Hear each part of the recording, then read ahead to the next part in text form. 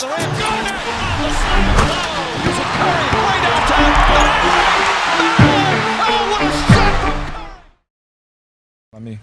Kyrie, Tristan called LeBron a great father after the Chicago game. What? Yes, he did. Great father? Oh, a great father. Father. Oh, I thought he's... Oh, my bad. I interpreted that complete wrong. Okay. I thought you said he was a great father to him. I was like, what? Called him a great father. So Yeah. what type of parental role has he played for you and your teammates, LeBron? What type of parental role has he played for you and your teammates, LeBron? Oh, okay. So you... yeah. Parental role? What? Honestly, I'm he's... I don't know how to really answer that question. He's been a great leader for us. I have one father. That's my dad, Derrick Irving. But for us, in terms of learning the nuances of the game and also how to win on the court and also how to carry ourselves off the court, I feel like he's been a great influence in that role.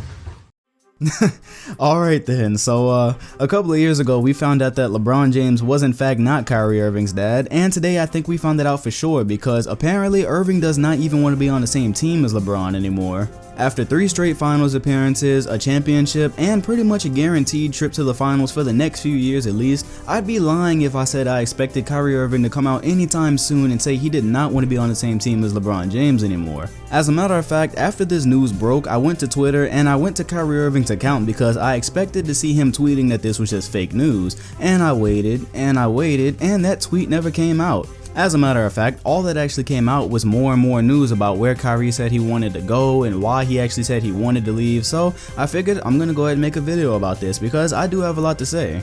What's up NBA fans, Dom2K on the mic, and the important thing to understand is that Kyrie Irving apparently wants out because he's finally ready to be the focal point of his own team. Of course there's the fact that the last time he was the focal point of a team, they didn't do so well. As a matter of fact, they never made the playoffs before LeBron James came back. But I do need to add to this that in the first 2 years that Kyrie Irving was playing on the Cavaliers, it wasn't exactly ideal circumstances to be in the playoffs. The first was a lockout shortened season, which was his rookie year where he played 51 out of a total 66 games, and in the 2013 season he played 59 out of 82 games. Kinda hard to make the playoffs when you're not even on the court. And on top of that, we're talking about a team that was not very talented. So we're talking about a roster that had Antoine Jamison, Anthony Parker, Omri Caspi, Alonzo G, Anderson Varejao, Tristan Thompson, Donald Sloan. I mean, this is not the ideal roster to be in the playoffs with. And in his second season, they made the amazing additions of Tyler Zeller and Dion Waiters. So all I'm saying is, it's been years since this happened. Maybe we should wait until Irving actually has a decent team built specifically around him before we start judging what he can do without LeBron James. And then there's the fact that the Cavaliers did not make the playoffs in the first 2 years of LeBron James' career either, so maybe you can cut him just a little bit of slack there. Now he's been to the finals a few times, he showed out every time he was in the finals, so maybe he feels he's ready, and that's all the news that we have right now, remember.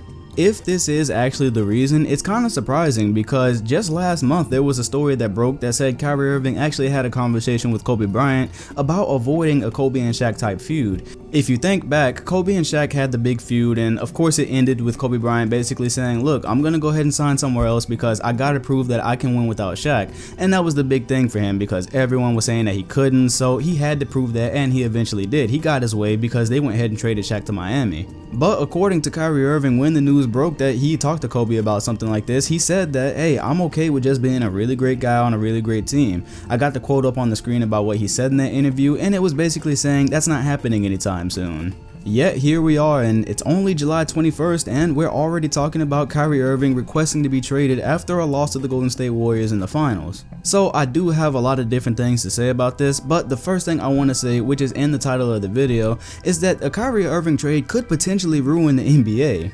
Now, most of you guys know me, I'm not over dramatic, I don't like to make things seem more than what they are. But in this case, you really just gotta be honest. The NBA is already not in a good spot because of what's going on in Golden State. They've got Kevin Durant with Steph Curry, Klay Thompson, Draymond Green, everybody resigned. As a matter of fact, they pretty much got better this offseason, so I still don't see a team that can beat them. And in my opinion, most fans are pretty much suffering from that because we can kinda call the champion for probably the next 3 years in the NBA. But we had another problem develop this summer where the gap between the West and the East got even bigger because damn near everybody plays in the West already. Of course, Jimmy Butler and Paul George weren't on contending teams in the East to begin with, but now that they're on a West team where they can build contenders, that's just 2 more teams in the East that aren't going to be contending for who knows how long. Now, the problem here is Kyrie Irving actually does happen to be on a team in the East that's contending. As a matter of fact, he's on the only contending team in the East. The Cavaliers, even though they can't beat the Warriors, they're the only team in the East that can even hold a candle to the Warriors in a final series. But I think the scenario that everybody loses in is if Kyrie Irving goes to a team in the West. And the reason I say that is because I've been on record saying for a while now, I do think LeBron James is likely to leave the Cleveland Cavaliers next summer. There have been those who disagree with me, but okay, you have a situation where just like a month ago, Dan Gilbert was talking about trading Kyrie Irving, ironically, and he was talking to LeBron about committing long term. LeBron James said no, he's not committing yet. So if LeBron knew he was staying in Cleveland, to me that would already be being worked on. The fact that he's not committing tells me he's thinking about himself like he really should be, because the NBA is a business and I feel like players always have the right to just think about themselves. That's what most people do in their careers anyways. And in my opinion, competing for a championship every year doesn't include staying on a team where you pretty much get to the finals every year because the rest of the conference sucks, just to play a team that's far superior to you that you really have no chance of getting past a 5-game series with. So especially if Kyrie Irving is traded and the Cavaliers haven't gotten proper value to fit their win now situation, I think LeBron James would definitely leave. And if we're saying that Kyrie Irving has ended up with the Western team, I do think LeBron is going West too. I've had people say to me, well, why would LeBron go West just to lose before the finals every year? And I think you're missing that, well, Cleveland is probably not a championship situation, especially not in the coming years. But all the best teams play in the West right now. Every situation that he could get into in the West is infinitely better than any situation he can be in the East. So that's a big problem, because let's say in this hypothetical world that LeBron James is now on a West team in 2018, Kyrie Irving has been priorly traded to a West team for 2018, what is there in the East for an NBA Finals? The NBA Finals isn't even that entertaining at the point we're at now, where it's LeBron James versus the Warriors. But if it's the Warriors versus whatever East teams comes next, which might be the Celtics, or whatever team LeBron has went to in the West, let's say they dethrone the Warriors and now they're playing some East team, that is a really bad situation for the NBA. At that point, I think the NBA would really have to consider finally doing away with conferences, because I just can't imagine anybody sitting through a Warriors and Celtics NBA Finals right now for the next few years. And I know a lot of people have a lot of hope in the Sixers, but they're still probably a little ways away from NBA Finals. First of all, they all have to stay healthy. That's the first hump they have to get over. And they all got to mature. Everything has to work out there. And you know, we all hope they can turn into a dominant team so we can have something entertaining. But with the way things are right now, yeah, this would be really bad unless we didn't have conferences. So I think you guys can kind of see where a Kyrie Irving trade to the West could potentially be very bad for the NBA for years to come. But let's talk about that. What are the chances that Kyrie Irving ends up on the West team, and where is he gonna go? I know we had a lot of names that apparently he threw out that he wanted to play for, like the Spurs, New York, Miami, and I just wanted to be the first to say it doesn't matter where Kyrie Irving wants to play. This is all about what Cleveland can get in return if they're actually going to pursue trading Kyrie Irving. The reason behind this is Kyrie has no negotiating power right now. On his contract, he is signed solid through 2019, and he doesn't have an option to leave until the 2019-2020 season. So he has no power to just go ahead and kill his trade value like Paul George did by saying, I'm not going to sign somewhere else, I'm just going to leave after that summer.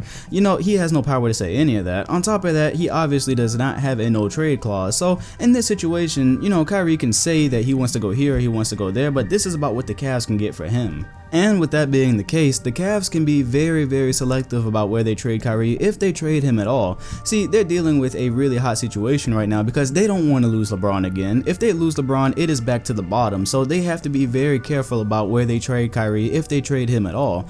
And to me, there's one situation that, I don't know, I'll say it makes sense just because this is a situation that they're in, but the Cavs, as long as they have LeBron, they're in a win now situation, or else he's not going to stick around for anything. They've already proved that they're willing to be short-sighted so they can suit all his needs, so maybe you look New York's way. Maybe you can offer Kyrie Irving to the New York Knicks for Carmelo Anthony and whatever else they want to give back.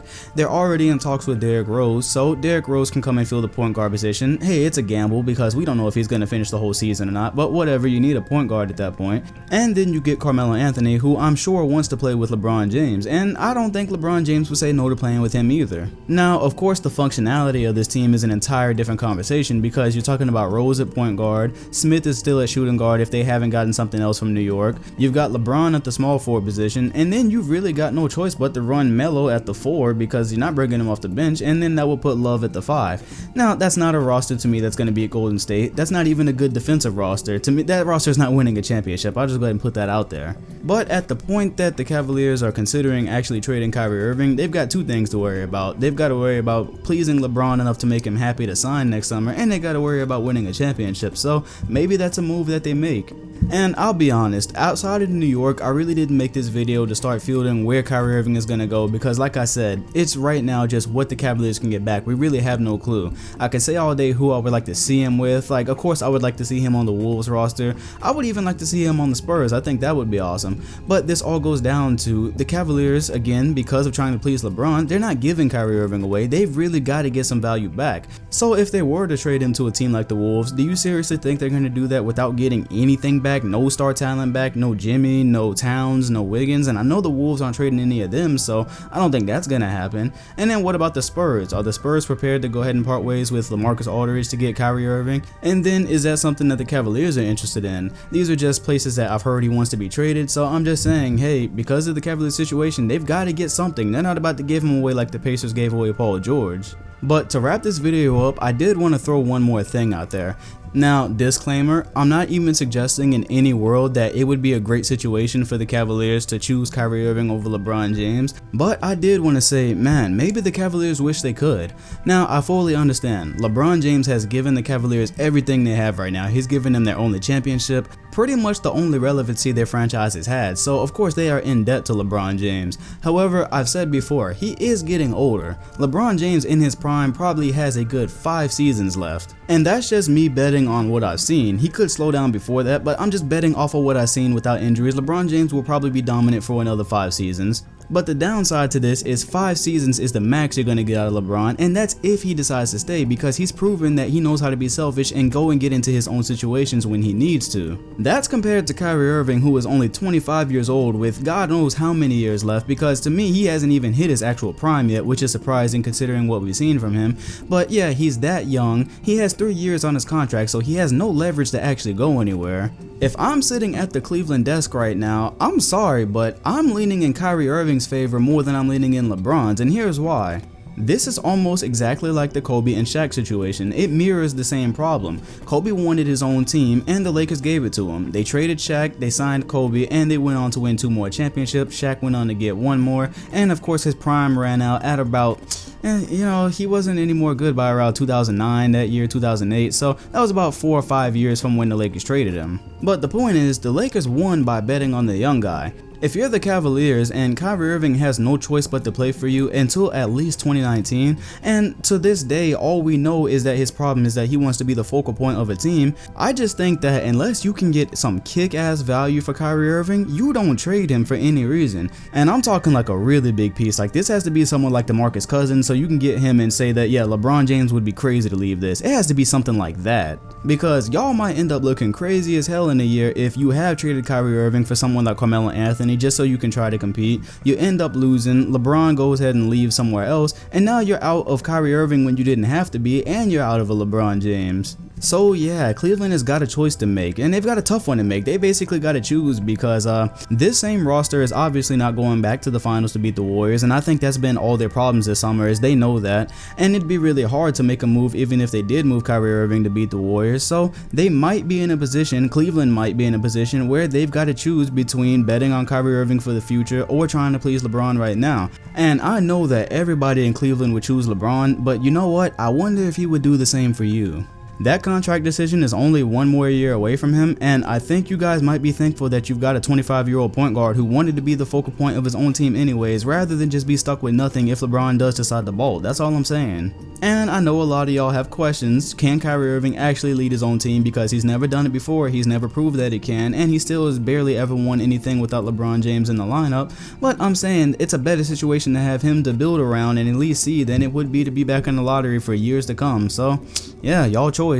Anyways, that's what I got for you guys today. I absolutely love this offseason, even if none of this crazy stuff ever happens, like Carmelo to the Rockets or the Cavaliers, or if Kyrie Irving never gets traded. It's been so much fun to imagine it and talk about it, and it's definitely been more entertaining than the NBA Finals was. So leave a like and definitely comment what you think about this entire situation. I know a lot of y'all have opinions. What do you think the Cavs should do? Where do you think Kyrie would fit? I want to hear all of it, so make sure you do that. Hit the like button, comment, and subscribe, and hit the bell next to my name if you want notifications on my videos. I'm Dom2K, and I'll see you guys on the next one. Thanks for watching.